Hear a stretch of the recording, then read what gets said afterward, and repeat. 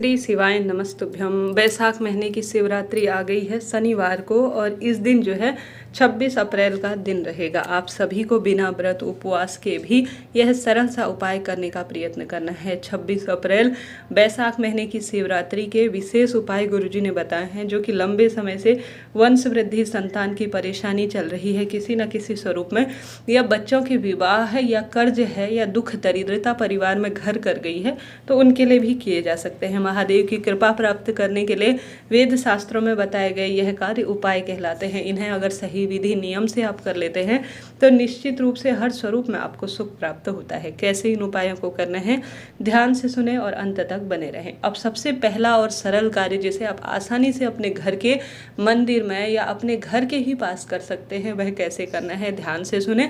इससे पहले पीपल के पत्ते और दूध का उपाय सही विधि से हर एक प्रश्न के साथ कैसे करना है, इसका उत्तर मैंने दिया है। उस वीडियो को आपने देख लिया तो समझ लीजिए आपकी सभी परेशानियों का निदान हो गया। उस वीडियो को आप जरूर देखिएगा। जिस व्यक्ति के संतान की परेशानी है उन्हें तो जरूर से वह देखना चाहिए। अब बात कर लेते हैं उस उपाय को जिसे कर लेने मात्र से आपके विवाह की दिक्कत भी दूर होगी, संतान का सुख भी मिलेगा। यह उपाय सबसे अधिक इस दिन फल देने वाला होगा, क्योंकि इस दिन बहुत सारे दुर्लभ और श्रेष्ठ संयोग हो रहे हैं। उपाय करने के लिए आप किसी भी स्वरूप में पूरा और दिन रात्रि आपके पास है, शनिवार की तिथि है, तो बहुत अच्छी तरह से अगर आप संतान की समस्या से जूझ रहे हैं तो कच्चा दूध लीजिए। सामान्य सरल तरीके से अगर अन्य परेशानी जैसे विवाह की दिक्कत है या अन्य दिक्कत है तो उसके लिए सामान्य स्वरूप में आप ले लीजिएगा।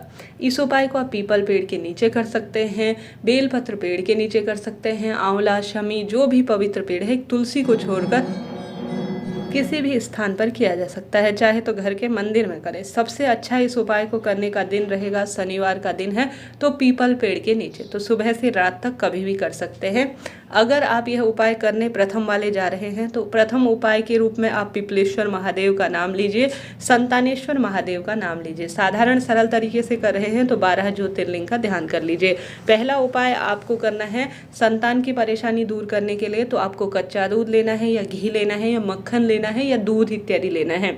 आपको बनाना है छोटा सा पार्थिव शिवलिंग और अपने साथ काला तिल और चावल जरूर ले जाइए। नारी के जीवन में जब दुख पड़ रहे हो, संतान की समस्या हो, तो आपको कच्चा दूध मिलाकर पार्थिव शिवलिंग पूजन करना चाहिए। विवाह की दिक्कत है, पितृदोष लगा हुआ है, तो काला तिल इसमें बहुत काम आता है, चावल का दाना इसमें बहुत काम आता है शारीरिक पीड़ा को मिटाने के लिए।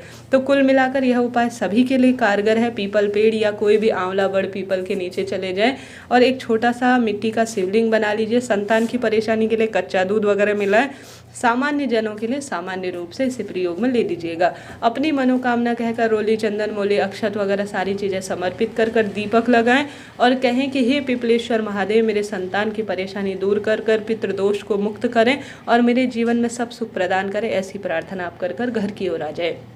देखिए, पितृ देवता प्रसन्न है तो सब सुख मिलता है। और शनिवार की तिथि है, मासिक शिवरात्रि का दिन है, तो पीपल वृक्ष की जड़ में यह उपाय सिद्ध माना जाएगा। 1 रुपया खर्च नहीं होना है, 5-10 मिनट में आपका उपाय हो जाएगा, बहुत सरलता से कार्य हो जाएगा। पहला उपाय मैंने आपको बताया।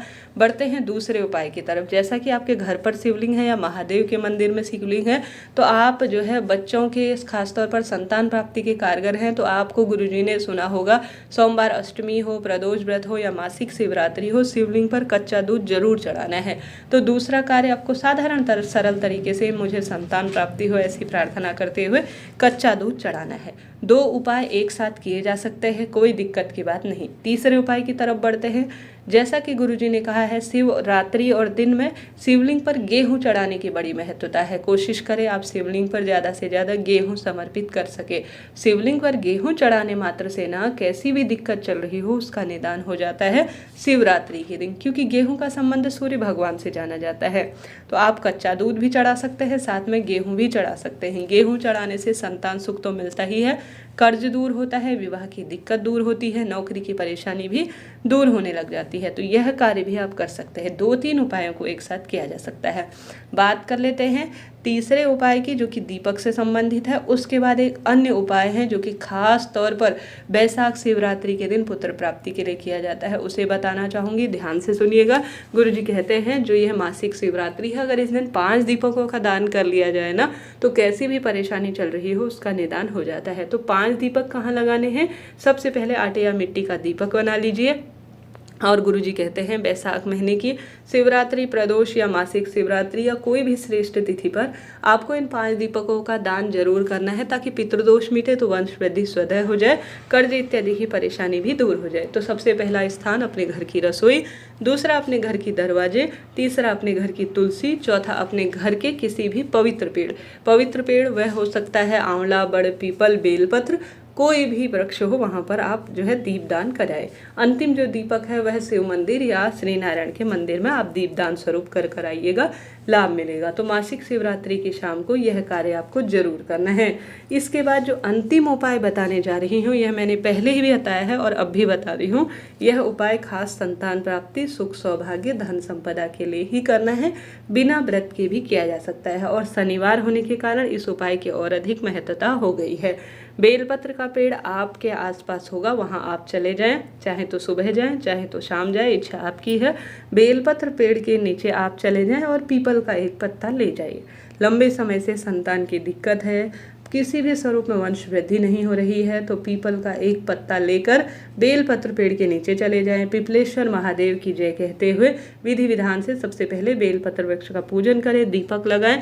अब पीपल का पत्ता बेलपत्र वृक्ष के नीचे आपको जो है 7 बार जल समर्पित करना है। कितनी बार? 7 बार जल समर्पित करना है। अपना नाम गोत्र बोलें, संतान प्राप्ति की इच्छा करें। उसके बाद पिपलेश्वर महादेव, मैं यह पीपल का पत्ता बेलपत्र वृक्ष के नीचे पूजित कर घर ले जा रही हूँ, ऐसी प्रार्थना करते हुए घर ले आए। घर लाकर इसे धो लीजिए अच्छी तरह से, क्योंकि मिट्टी है, गंदा हो जाएगा। इसके बाद आप कच्चा दूध उबाल लीजिए अच्छी तरह से और इसमें पीपल का पत्ता आज छोड़ दीजिए।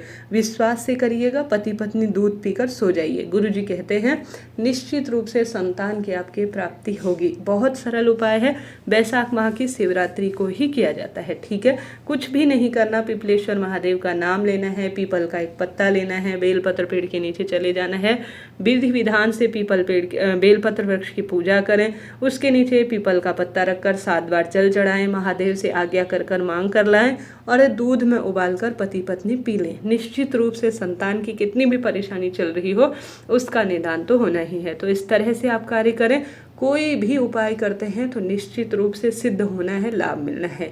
महादेव के मंदिर की साफ सफाई करें, अच्छी तरह से शिव पार्वती का गठबंधन करें, शिवलिंग पर 108 बेलपत्र या चावल का दाना अपनी इच्छा अनुसार आप समर्पित करें। शिव मंदिर में अच्छी तरह से सेवा पूजा चाकरी करें। बैसाख का पावन पवित्र महीना है, ज़्यादा से ज़्यादा पशु पक्षियों के लिए, चींटी चिड़ियाओं के लिए भोजन और जल की व्यवस्था करें। जैसे आपका गला बार बार सूखता है ना, वैसे भी इस महीने पशु पक्षियों को बहुत अधिक आवश्यकता होती है जल की। अपने घर के बाहर एक पानी का जो है मटका रखे या कोई भी बाल्टी रखे, जिससे कि सभी पशु पक्षी पानी पी सके। चिड़ियाओं के लिए पानी की व्यवस्था, दाने की व्यवस्था आप ज़्यादा से ज़्यादा करें। इससे पितृदोष मिटता है और वंश की वृद्धि निश्चित रूप से होती है। बच्चों के विवाह की दिक्कत दूर होती है, कष्ट कर्ज की दिक्कत दूर हो जाती है। तो आपको यह कार्य करना है, लाभ तो आपको मिलना ही है। निश्चित रूप से आपके द्वारा किया गया दीपदान, पार्थिव शिवलिंग पूजा, पीपल के पत्ते का उपाय और महादेव की सेवा पूजा, श्री शिवाय नमस्तुभ्यम मंत्र का जाप और इस दिन किया गया व्रत। गुरुजी कहते हैं जो भी व्रत, विशेष तौर पर जो शिवरात्रि का व्रत जो प्रदोष व्रत की पीठ से लगा होता है, उसका बहुत अच्छा परिणाम मिलता है। तो कोई ना कोई उपाय करें, चमत्कारी श्रेष्ठ दिन में लाभ तो आपको होना ही है। श्री शिवाय नमस्तुभ्यम। हर हर महादेव।